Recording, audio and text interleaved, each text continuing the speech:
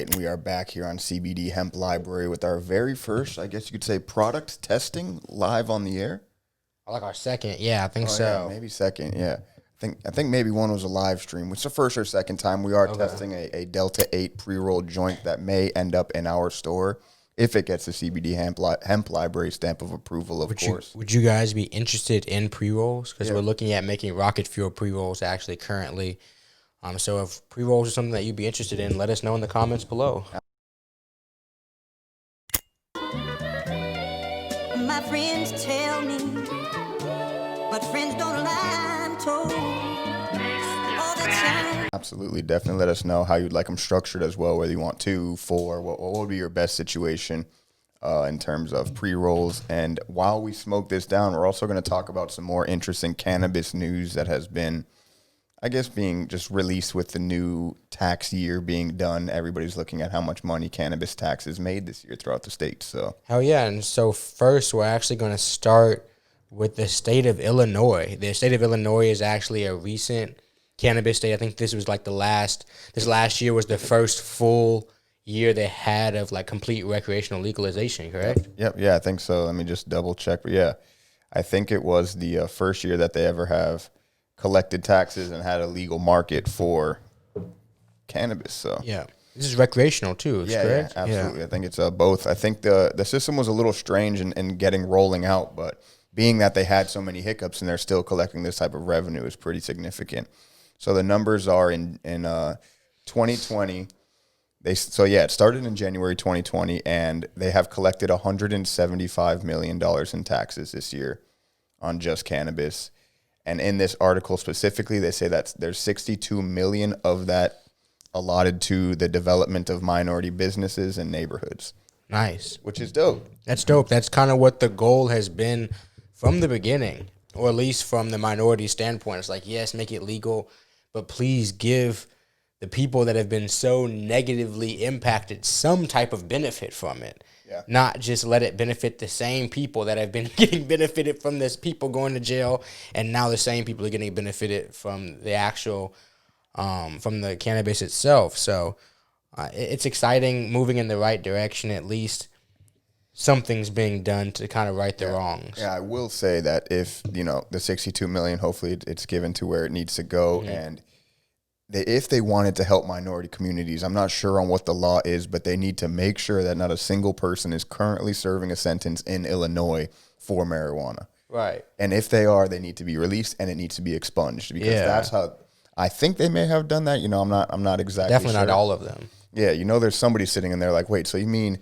the city just made $200 million on something that I'm arrested for currently? Like that's the real crime there. Like, rebuilding the neighborhood's utmost importance. Everything is very important, but I would say step one is getting everybody that's currently sitting in a jail cell for marijuana out and having their record cleared. And one of the next 2 steps as well needs to be, and I'm not even going to say it needs to be in an affirmative action type way, but it probably is that style idea, is to just ensure that some minorities, including women, get a chance to get permits to own some dispensaries. Yeah. And I'm not even just saying this for black people or for Hispanic people. Everyone needs to have the opportunity to be able to get a permit. And I don't like how some states, like, you have to have this many millions of dollars and things like that liquid in order. That's so fucked up to me. Yeah. Because you're just boxing out these people. Yeah, we might help out minorities, but they're not going to get the best benefits from it. And I know Chicago or Illinois, they did have an entire system dedicated to getting licenses in a socially equitable type of way, but it's actually from what I just read in the same article we're referencing, it's kind of backfired so far because people found a way to game the system. They always will. Yeah, it's like, but it just needs to be available. And when you say you need to have 250,000 liquid to start the business, that makes it not available to almost the entire population. It depends, unless that's a realistic number.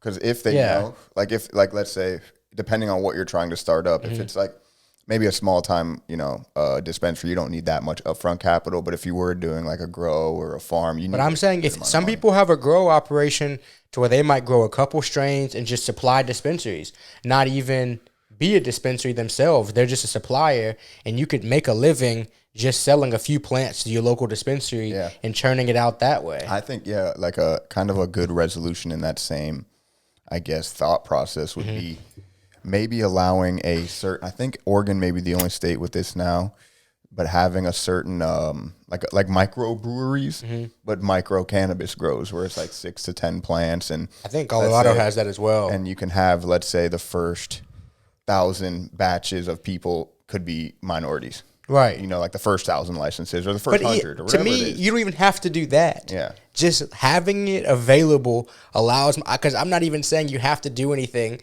that leans towards helping minorities. Yeah. I'd love that, but at a minimum, let the them door be open. Yeah. That's all I'm saying. You don't even have to like sort it out or do anything like that. But in the same way that we were able to kind of get into the cannabis business without a large amount of income as minority people, we could attest to the fact that in Texas, if they told us you can't deal in cannabis at all unless you have this much money, we'd have been like, fuck.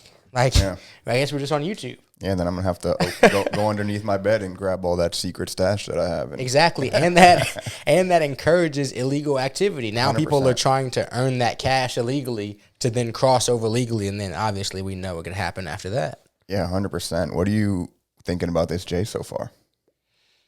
It smokes really smooth. Yeah, it smokes smooth, and it tastes pretty nice as well. It doesn't have the, I guess, the overwhelming distillate flavor that sometimes the pre-rolls can have. And we were talking about taxes and things like that. You had a point about Cali and how much they've been making off of taxes while still mostly being an illegal market. Yeah, I read that Cali, I think this is their second or maybe third year in a row that they've grossed $1 billion in tax revenue off of the cannabis industry.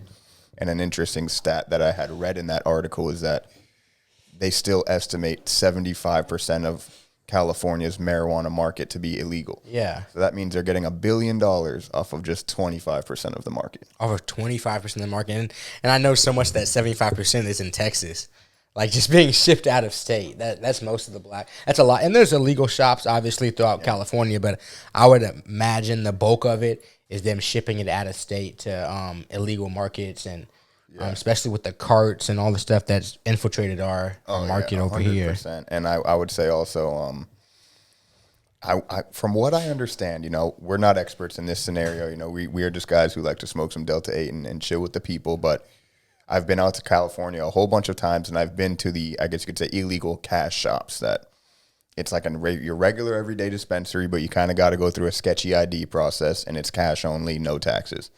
And from what I've gathered from the information there, it's that the penalty for getting caught is so minor that there's no point of not doing it.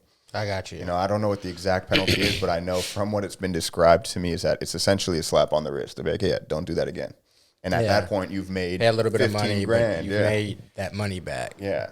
I mean, in all the ones I've been to, just in the 10 minutes you stay in a shop, I've seen them make. Each time there's about 6 or 7 people at least spending $40 to $50 in 10 minutes. So I'm sure that's just a cycle all day. So it's kind of like the oil business. Like the oil they have fines for leaking into the ocean, and they just have a part of their budget is like fine money. Yeah, like this is how much money. This is how much money we're going to have to give the government for fines, and they'll allow us to just keep operating and pouring oil into the ocean. Yeah. So it's kind of just like that, but their oil is gas. Yeah. So they got the fine money. And, exactly. Yeah, that's kind of what you need. It's like, I'm just here so I don't get fined. Exactly. And then when you do, you're ready.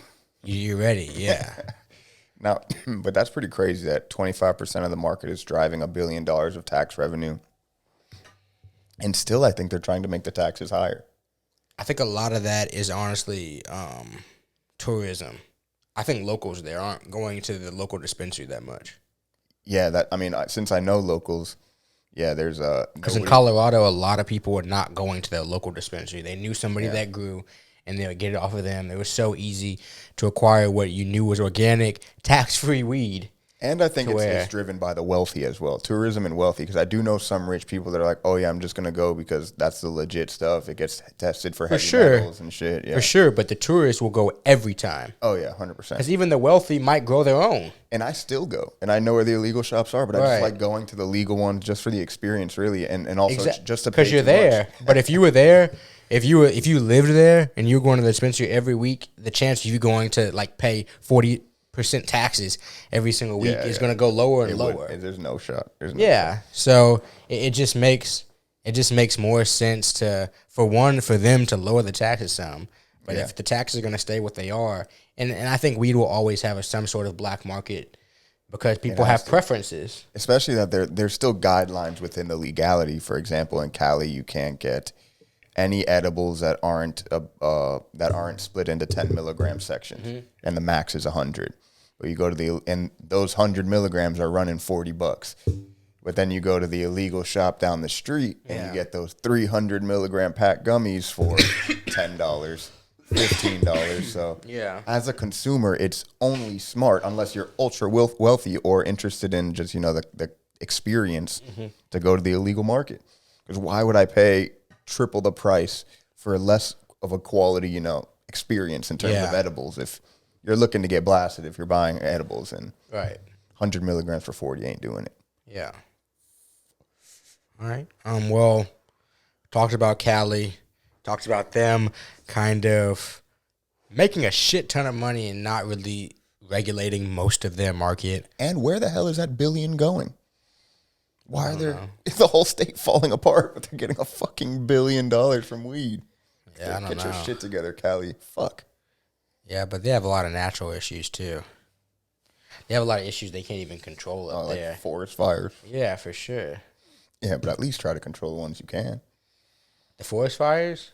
No, like the issues that you can control, like the rampant homelessness and I don't think you can control that. You could figure it out better than they're doing. No one has. There's no city in America that's handling the homeless well. But it's not that have those type of. Yeah, but it's a population issue too. Here in Houston, it's crazy, but we have space. Homeless is spread out everywhere.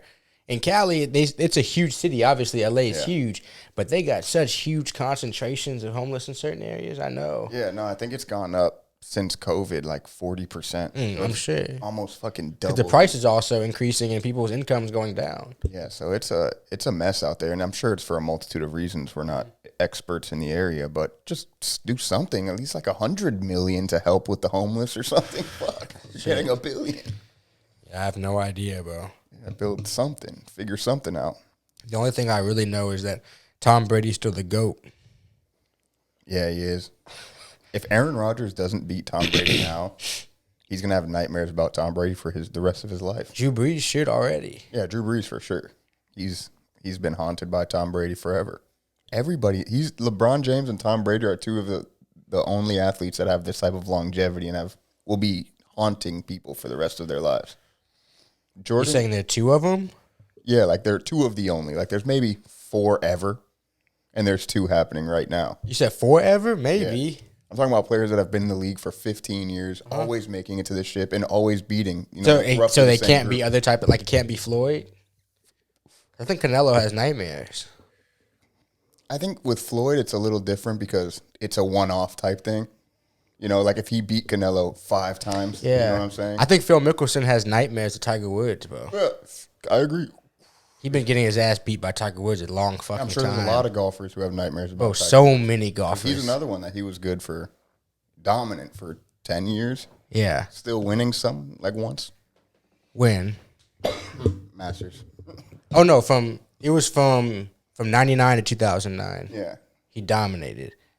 And then after that, in 2010, he still came back and won, shit like that. But yeah, that's another thing, dude. That documentary, I watched part 2, so I watched the full thing. It's all over now. It's only 2 parts. It's pretty wild. Those lifestyle was crazy. Hell yeah. Couldn't imagine. And it validated what I thought. 16 women is a laughable amount. Yeah, for sure. It's got to be hundreds. It's got to be hundreds. And the guy also said Tiger never slowed down, like through the beginning of marriage. They said Tiger, like, he has an ability to, like, compartmentalize like no one else has ever been able to in the history of the world. Yeah. Because every story of the women, he told all of them he loved them. Oh, God. So he had separate relationships with every single woman. It wasn't like these other rappers or these other artists or these other athletes that are just, like, fucking and then just, like, ditching. Yeah. You know what I'm saying? Like, Tiger Woods is actually, like... Had a relationship with each one of these women and his wife.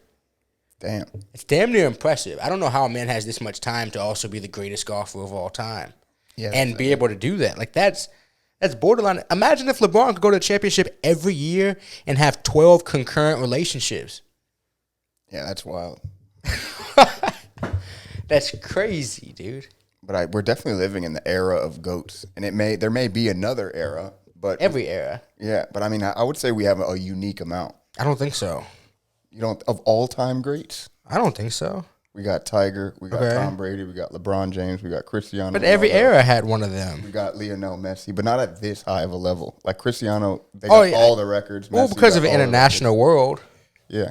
But I mean, there was the Peles and Maradonas, but it wasn't like, I mean, maybe in that era that was. They Dude, were I'm just like, telling you that every era has their guy. but I mean, Because we got Usain Bolt, but there was, I mean, obviously old. There was Jesse Owens, and then there were the people like in between that were the GOAT of their time. Carl Lewis was the GOAT for about 10 years there I at guess running. the GOAT level is I guess the highest. People are it's just ever evolving. been. Like to be the GOAT nowadays, it's I guess way more difficult than to be the GOAT was in the 70s. At certain sports, yeah, for sure. And pretty much all sports and that's the worldwide thing. Yeah. Like back in the day, Jordan wasn't competing with Luka. Yeah. You know what I'm saying? Now, Zion competing with Luka. They're born on opposite sides of the world, and they're still just as cold as each other, and they're going to play each other in damn near the AAU ranks. I'm sure AAU has got international at this point. Yeah. And I think right now like when Jordan played, he was the GOAT. There's like 4 potential GOATs in the NBA right now. Like if KD wins like 4 more rings, 5 more rings, he could be seen as a GOAT, you know? I mean, if KD wins 4 or 5 more rings, yeah, but that's crazy. I mean, I'm just going off the LeBron stat.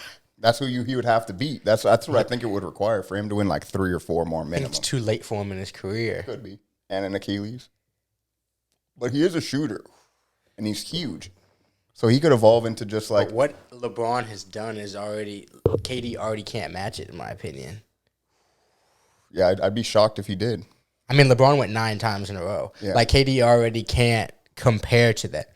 The status that LeBron has in the world as an athlete, that goes into GOAT talk, and KD's not close. Yeah, for sure. You But know? but you know what I mean? Like if I get what you mean in terms of just straight numbers to where somebody could argue it. But LeBron James, I'm just talking about the pedestal he's on is like unbelievable by compared. no means do I ever think KD will ever. Because I think it would have to be like a LaMelo or something. Like, it has to be somebody like super young right now. Or LeBron James Jr. I don't really know how cold he is, but it have to be somebody super young that isn't going to have to directly compete against LeBron James. Yeah, and except I think, for at the very end of his career. But when like Jordan was the GOAT, I don't know if there was that many. Like there was like, oh, you know, Jordan's great, but Oh, there was no debate with him. yeah. Like But there was before no it was at second least guy. before him, there was like Magic 3. Johnson and Magic, Wilt, and Larry. yeah. So it's just crazy to think that he's been able to do it for 7. It's just to look back and think that Magic was compared to Michael Jordan now is like crazy. But for the first 10 years of his career, he still wasn't even Magic. Yeah. You know, like for the first 10 years, he at probably like year 9 to 10 is when he became like starting to pass Magic in terms of all time. Because what, it took him 7 to win his first one? Maybe 8, 7 or 8. 7 or 8? Yeah. So at his first one, he still wasn't Magic. He still wasn't Larry. Yeah, he had to get probably the 2 in Miami. Really, the 3rd one in Cleveland is when. No, I'm talking about Jordan. Oh, Jordan. I'm talking about Michael Jordan wasn't. Yeah, that was I think 7th. Yeah. I think it took him 7 years. So at that point, he was damn near a failure. Yeah, it's the same thing with LeBron. I remember when year 7 or 8, everyone was like, "Oh, you can't do it. He's never going to do it." Mm-hmm. And now he's done what 4? Made it 14 times, 16, 13 times. Got to the finals? Yeah. I think it's 10. Yeah. 10. Yeah. Yeah, because I think he's, 4 and 6? 3 and 7? He has 4. He has 4? Yeah, he just won the last one. Okay, so yeah, 4 and 6, I think. That's crazy. He might go 6 and 6. Oh, if he does that. What, 2 more? I think 2 more is reasonable. I think he has the best chance of the older generation right now. Like, even of like the older generation, I'm saying like 30 plus people to win 2 more right now. I'd agree if Brooklyn didn't exist. Because I think the Lakers clear favorite still, I think, to get it this year. But if they one more year in Brooklyn and they get a little bit more depth, they get all those veterans on the team. What if Lakers get a little bit more depth? It's possible. It's possible. I would much rather see LeBron win it than fucking Brooklyn, but fucking Brooklyn. I just think because I agree with your point that there's more superstars in the league now than ever, to where I think Bron, AD will be able to find somebody like 2021 who makes there's going to be so many Donovan Mitchell level players in my opinion. And Donovan Mitchell added on to like LeBron and AD is crazy. Yeah. And especially if they just listen and don't say anything. Like Kyrie is better than that, but the distraction he brings to the team might detract from the skill. But if you get like a Donovan Mitchell style player or Jamal Murray, put him with, especially Jamal Murray. A Jamal Murray with LeBron and AD is a championship team in my opinion. That's damn near as good as the Brooklyn Three. Nah, I mean, close, but I think it's about as good. Jamal Murray, LeBron, and AD again. Because I think Jamal Murray and Kyrie are close to washes at this point, and Jamal Murray isn't going to give you any problems ever. Yeah.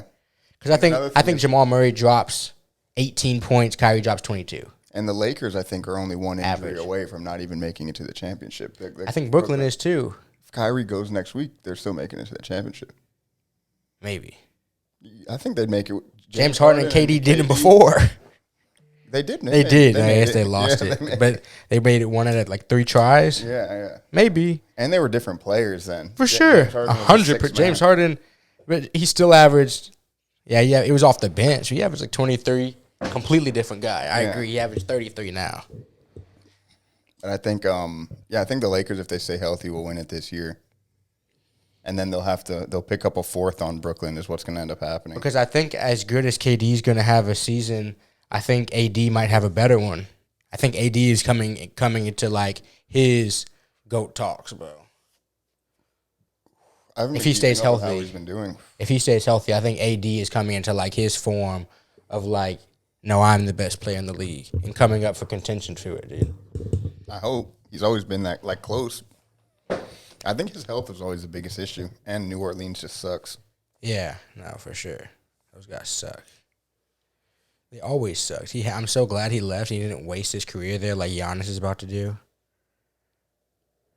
He's shooting 37% from 3. But he's averaging 21.7. 21.7 along, which is lower than I thought it would be, honestly. But at the same time, he's got LeBron on his team.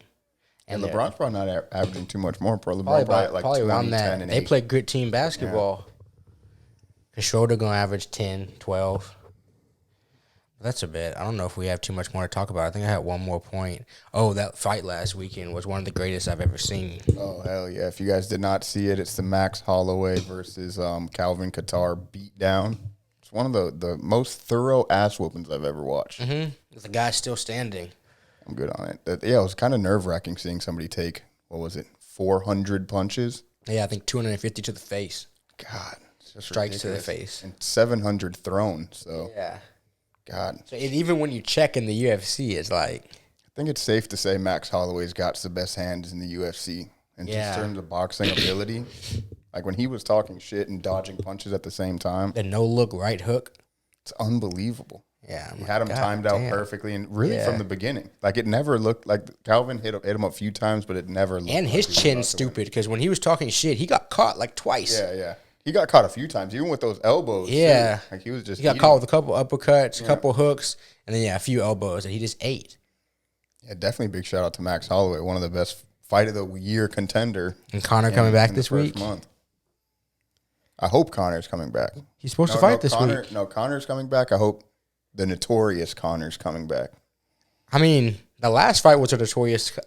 It was a bad opponent. Yeah, it wasn't his fault. But it was a notorious Conor performance. Like I want to see something. I want to see like a second, third round type of ending in a brawl scenario where it's not that often anymore. It's really never in his career. I feel like he was a first, second round finisher.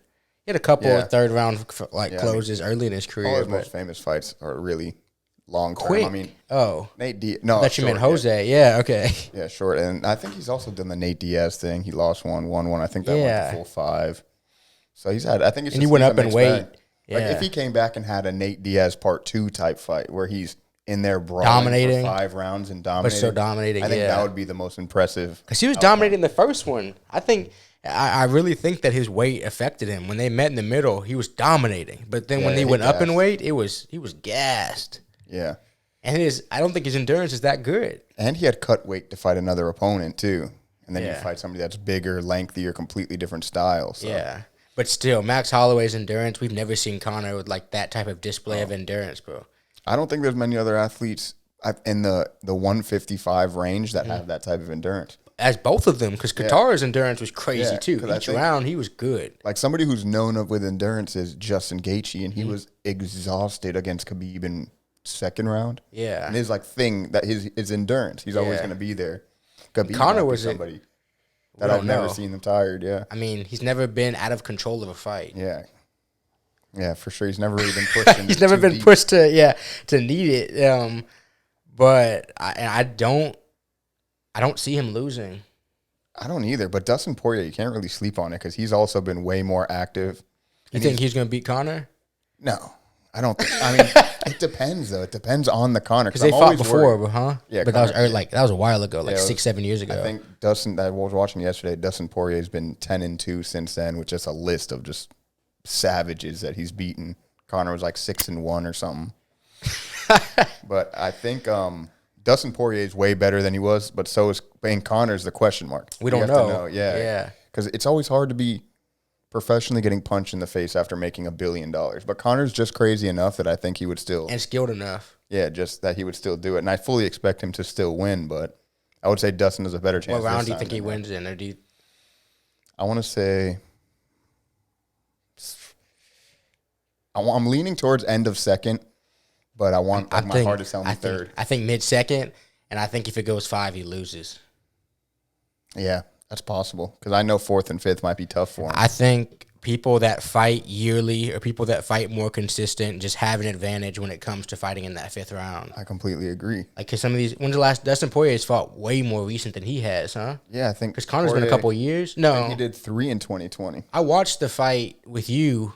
Cerrone was last. Cerrone. I think Early- late 2019 maybe, early 2020 maybe. somewhere in there. So But like that doesn't even over count, a year, you know? and that's so quick. Yeah, 30 seconds. Yeah, so never we- got hit. So a full fight was Khabib, huh? Yeah, his first real full last. fight. And that's 2.5 years ago now. Yeah, So like I think he has a very distinct disadvantage at 5 rounds, but I think he'll be okay if he can get him early. I mean, obviously he'll be okay at that point. yeah. And Dustin Poirier could. I don't know if I ever have seen him get knocked out like that. So he may be able to just eat it. I don't know if seen him. I don't think Jose had been knocked out like that before either. Yeah, but Jose's a little smaller too. Like Poirier's bigger than Conor coming into the fight, and he's taking Yeah. fights from 170s and Yeah. taking punches from them. But it's still So very is Conor. possible. So yeah, Conor's punched on. I don't know how big the Diaz brother is. He's like 160s, huh? Yeah, I think they fought one time 155 or 145 once and 155, but he's probably walking around 160, 170 minimum. Yeah, smoking weed all day. Yeah, hell yeah. But it's going to be an exciting fight. I fully expect Conor to win it because the mystique hasn't died. If he loses this fight, so much Yeah. of his mystique will die. For sure. Like, oh, okay, so when he fights a guy who's been doing it and like is more in the prime of his career, not a Donald Cerrone, he's going to get his ass whooped. Yeah, but if honestly, if he goes 5 and loses, and he won a couple rounds, I think his mystique's still there. I don't know. I think it would take. I don't think he can go back to it. I don't know if he'll be able to fight for a belt like that, but I think he'll still be able to get into his boxing. He'll still be able to make money off of fighting, large amounts of money off fighting. Yeah, no, I just mean. But I'm saying if he gets knocked out second round, I don't think he actually can make too much more money fighting in the UFC. It's going to be tougher to get these huge fights. Yeah, I think in terms of like money, he'll definitely make more money if he has like a 5-round long term. But I think it depends on the knockout too. If it's on some lucky shit, like if he's dominating Dustin and Dustin just luckily fucking falling backwards gets a hit and knocks him out. I don't believe him anymore. Yeah. If he's dominating the fight, Dustin rears back and knocks him out. I don't care how lucky, whatever. I don't like if Max Holloway was dominating that and he got hit, he could have been knocked out. He didn't. Yeah. But I mean, that's what I think. I don't think it would hurt his if he were to get knocked out, let's say fourth Holloway, I'd be like, oh shit. So he got caught. That happens, but he was dominating. He's still the more dominant fighter. He just happened to. He's not going to get to fight. What's his name again? Khabib. No, the Russian Volkanovski. Oh, he needs to be able to. No, I'm saying if he had lost right then, he wasn't. Yeah. That's what I mean, though. Sure. Like he had to have that performance and win. Yeah, and I think if Conor comes out and loses, then we're talking about 3.5 years since he's even looked good, looked like a full-on 5-round type of fight. Notorious. Yeah, exactly. Yeah. He hasn't looked like that in a long time. Since he made a couple $100 million. And he's a good test case. Not too many UFC fighters has made as much money as he has. Yeah. None, really. So yeah, none have made that much. Yeah, so he could be the first ultra wealthy. Can you be ultra wealthy in one of the most brutal sports of all time? He's gonna be. Yeah. He's a great test case. John Jones getting a little worse, and he's getting richer. Yeah, it's still not even. It's still different levels. Conor's got the hundreds and hundreds of millions. Oh no, I'm not even saying the money, but I'm just saying as in terms of earnings in the UFC. John Jones got to be top 5 of all time. Oh, yeah. That's what I just mean. He's rich. He's definitely not as rich as Conor, but he lives a good lifestyle, and to the point to where maybe once you start getting rich, you just can't do it anymore. You just you're not as motivated to get hit in the face and get kicked in the face. It's reasonable. It's one of the most brutal jobs on the planet. If you're doing it initially to fight out of something, and then you finally get out of that something, I couldn't imagine you have the same motivation. And when you get to a certain age, I think your chin just becomes glass too. Yeah, after you've taken 1,000 punches. Yeah, for sure. But I think is that it? Is that we got all the topics? We knocked them all out. I think so. How long we been on? What did you think about the J? It was decent. It was cool. It's about what I think too. It smoked well, but I don't know if I feel lifted enough. I feel somewhat lifted, but yeah, a little bit. Overall, pretty good. So if y'all are interested in the pre-rolls, definitely let us know in the comments below. It won't be the one we just smoked. If you're interested in us giving, or not giving, but if you're interested in us providing rocket fuel pre-rolls, if that's something you'd be interested in, let us know in the comments below and how you'd like them. Hell yeah. We always appreciate y'all. Make sure to tune in every time we do one of these talks. We always enjoy them. Make sure to hit that subscribe button, hit that like button, comment, share. Sharing really helps because YouTube does not want to see us win. So ever. We appreciate y'all, and it's been another one. Indeed it has. Peace.